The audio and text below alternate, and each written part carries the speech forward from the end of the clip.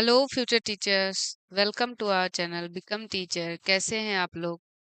और आज हम लोग बिहार बीएड एंट्रेंस का फॉर्म कब आएगा उस पर चर्चा करेंगे। बहुत दिनों से आप लोग पूछ रहे थे कि इसका फॉर्म कब आएगा, कब तक इसका एग्जाम होगा, कौन कौन इस फॉर्म को भर लेगा और किसको किसको ये फॉर्म भरना चाहिए। ठीक है, इन सारे बातों पे पॉइंट वाइज चर्चा करेंगे। तो यहाँ पे जैसे कि Bihar B Ed combined entrance test का जो आपका पहले का डिटेल जारी करता है एलएनएमयू, उसके बेस पर मैं सारी इंफॉर्मेशन दूंगी जो कि एकदम से आप लोग इसी बेस पर आपकी परीक्षा होती है वैसे तैयारी कीजिएगा। ठीक है, तो सबसे पहला जो सवाल है कि examination form Bihar B Ed entrance का कब आएगा। तो देखिए, यहाँ पर इसका एग्जामिनेशन फॉर्म जो हर साल का अगर एवरेज देखा जाता है तो इसका एग्जामिनेशन फॉर्म मार्च से लेकर अप्रैल तक आ जाता है। ठीक है, यानी कि अगर हम 2025 की बात करें तो आपका जो फॉर्म है वो कब से आएगा। तो आप फॉर्म जो है एक्सपेक्ट कर सकते हैं कि ये मार्च में इसका फॉर्म आ सकता है। लेट होगा तो अप्रैल में जाएगा, नहीं तो एक्सपेक्टेड है कि मार्च से अप्रैल तक इसका फॉर्म आ जाता है।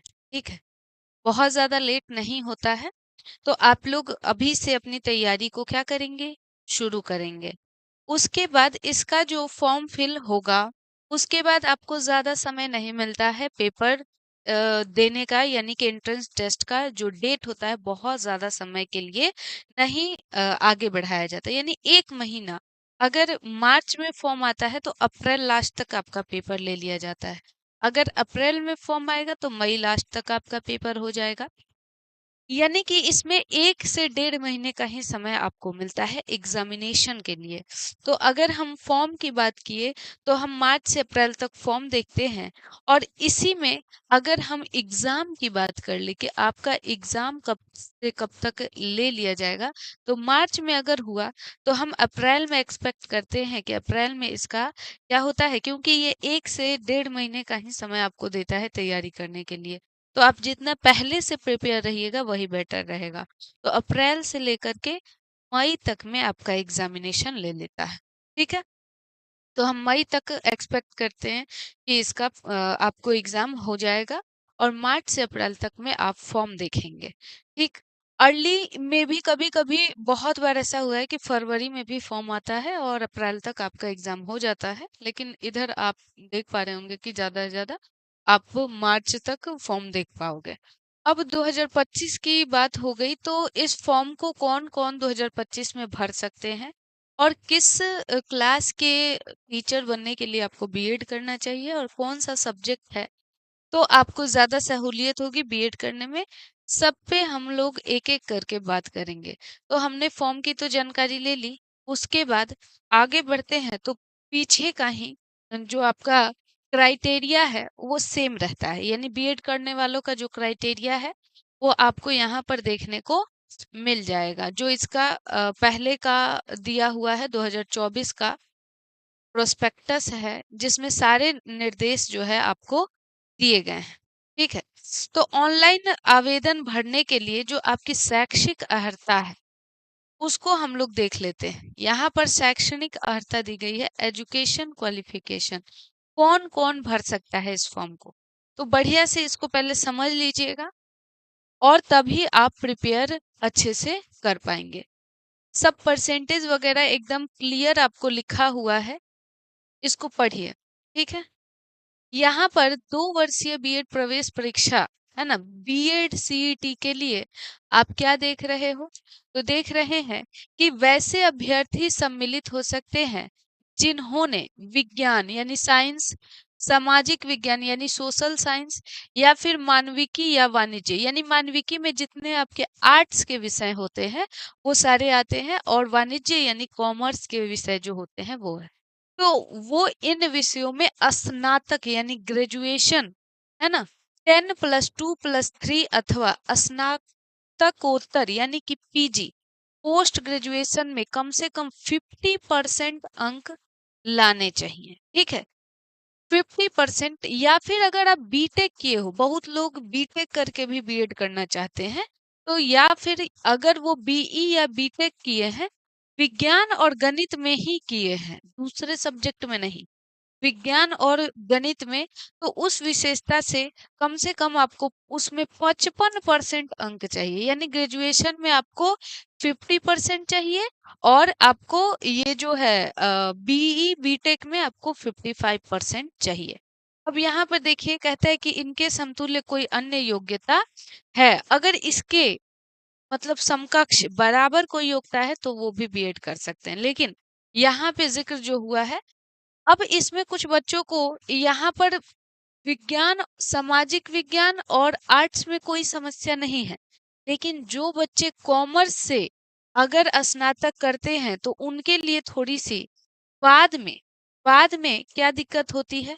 तो कॉमर्स के जो बाद बाद में आप देखते हो ना सब्जेक्ट्स के कॉम्बिनेशन को, तो वहां पर आपको क्या दिक्कत होती है कि फॉर्म जब भरेंगे आप जॉब के लिए, जब आप पास हो जाएंगे बीएड, आप सीटेट 6 to 8 क्वालिफाई कर जाएंगे, बिहार में जो एस्टेट होता है वो क्वालिफाई कर जाएंगे, तो वहां पर 6 to 8 और 9th-10th में आपको वैकेंसी जो है आपके सब्जेक्ट के अनुसार नहीं दिखाई देगी।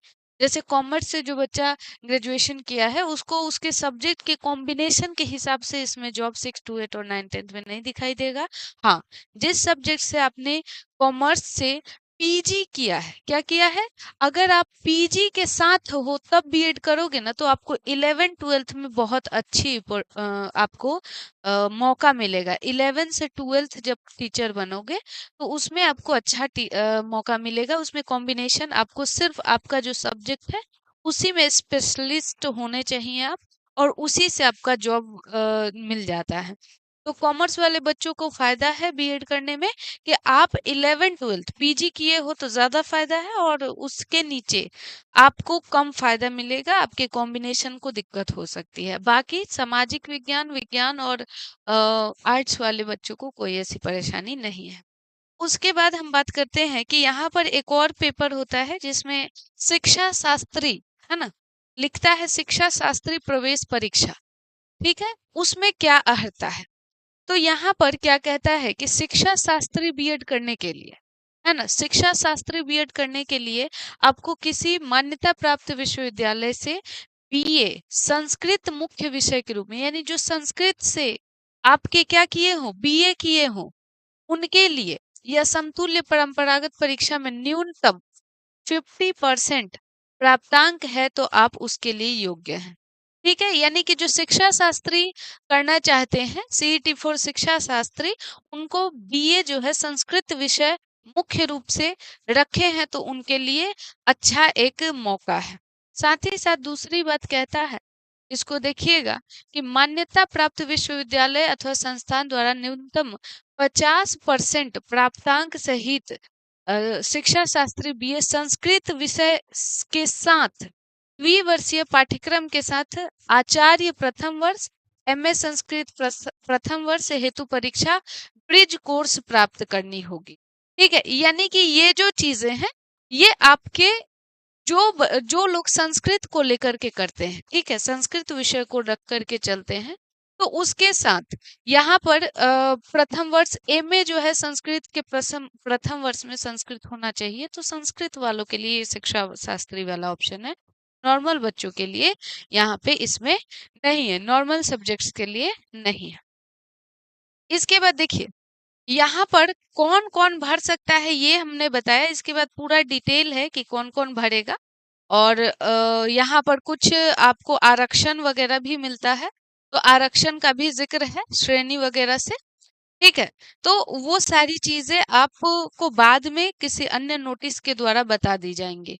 ठीक है, तो अभी आप लोग सिर्फ ये समझे कि पहले तो हम कौन कौन से विषय वाले बीए कर सकते हैं। अब दूसरी बात है कि ये भी आपको दिक्कत हो रही है कि किस विषय के हम शिक्षक बनेंगे। ठीक है, ये भी दिक्कत आती है कि हम किस विषय के शिक्षक बनेंगे। चलिए उस पे भी बात करते हैं। यहाँ पर आपको महत्वपूर्ण निर्देश दिया गया है, फॉर्म भरने से लेकर ये जितना भी है ना नोटिस, ये सब आपको आगे के वीडियोस में पार्ट वाइज वीडियोस में बता दी जाएंगी। अब यहाँ पर बीएड करने से आप